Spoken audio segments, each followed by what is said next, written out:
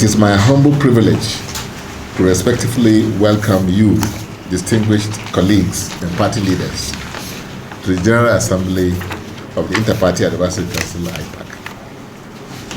I'm indeed honored that you found time to attend this General Assembly at this critical stage in our nation and polity, taking into consideration your tight schedules and involvement at different levels of engagement for the stability and sustainability of the political and socio-economic development of our dear country, Nigeria.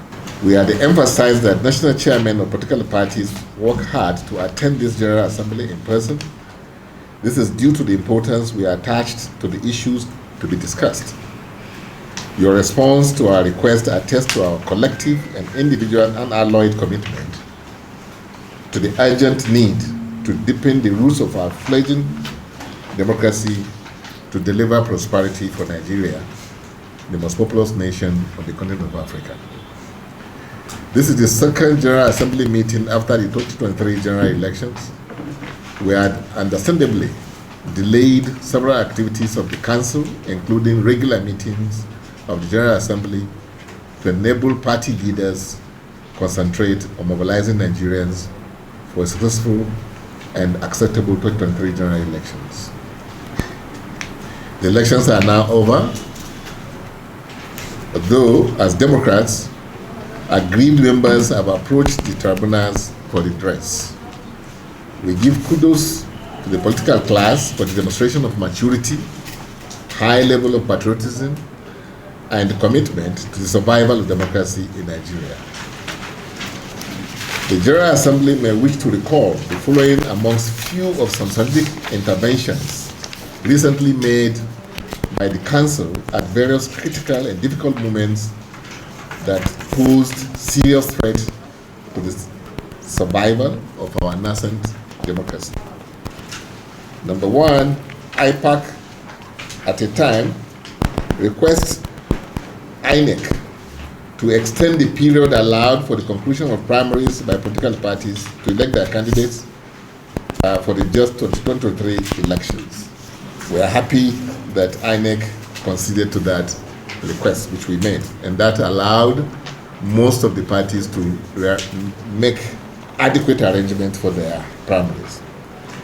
Two, IPAC intervention in resolving many intra-party crises in some of the parties like SDP, AA, and the current ongoing efforts to resolve the crisis in the Labour Party, to mention but few. Three, IPAC intervention to save the leadership of INEC from the orchestrated unnecessary instability. Four, IPAC intervention at the International Conference Center 2023 presidential election collection of results, which had deadlocked and anarchy looming all over Nigeria. And last but not the least, IPAC intervention and admonition to the 10th National Assembly to put Nigeria first in the forthcoming election of their principal officers in both the Senate and the House of Representatives, bearing in mind our current political realities as regards the need to balance representation amongst religion, region, and ethnicity. The General Assembly may wish to be informed that in order to further deepen harmony and comradeship amongst the political class, the Council is reconstituting the Alternative Dispute Resolution Committee, which is ADRC, in line with the provisions of the IPAC Code of Conduct. This is to enable the political class to employ necessary in-house mechanisms to solve issues of disagreement amicably using political solutions. This will not only enhance the stability of the polity, but checkmate the onslaught of misguided politicians who are destabilizing the polity for their narrow, selfish interest. Also, ADRC will, among other things, reduce or eliminate the high cost of litigation and enmity amongst the political class. The General Assembly may also wish to be informed that with no prejudice to the pending petitions at the tribunals, the Council is planning to carry out a postmortem of 2023 general elections as from May 2029, after the swearing-in of the incoming administration, when at that time the process would have reached its logical conclusion. A concept note to that effect has been prepared and will soon be forwarded to you for your participation. It is our belief that the recommendations of the Roundtable and other similar future engagements will go a long way in shaping future elections and policies that will produce credible, free, fair, peaceful, and inclusive elections in Nigeria. Party leaders, it is my conviction that the opportunity to be a member of the IPAC General Assembly is a rare privilege to participate in deepening democracy and guaranteeing good life for our citizens who expect the dividends of democracy as a matter of rights. To ensure democracy meets the expectations of our people, IPAC has embarked on relevant programs that attract the respect and the admiration of the people, similar to the noble way most associations, unions, and other professional bodies conduct their affairs. During my campaign for the national chairman of IPAC, I presented to party leaders a manifesto that I feel will assist in sustainably repositioning IPAC. Although these visions have not been fully achieved, it is my firm belief that with the appropriate structures put in place, coupled with the cooperation of party leaders, an enduring foundation will be established for future leaders of the Council. The General Assembly may wish to note that as part of our strategies, we have commenced compilation of nominees from the various political parties to serve in the IPAC standing and ad hoc committees to drive and actualize the implementation of the following programs, namely capacity building program for party leaders in collaboration with NILS, the National Institute for Legislative and Democratic Studies, a joint technical committee, a regular capacity building program for party leaders, including those who may be interested in postgraduate program, is already underway. IPAC peer review mechanism to assess performance of state governors in the states and National Assembly legislators, effectiveness in lawmaking towards attainment of SDGs, respectively, is also underway.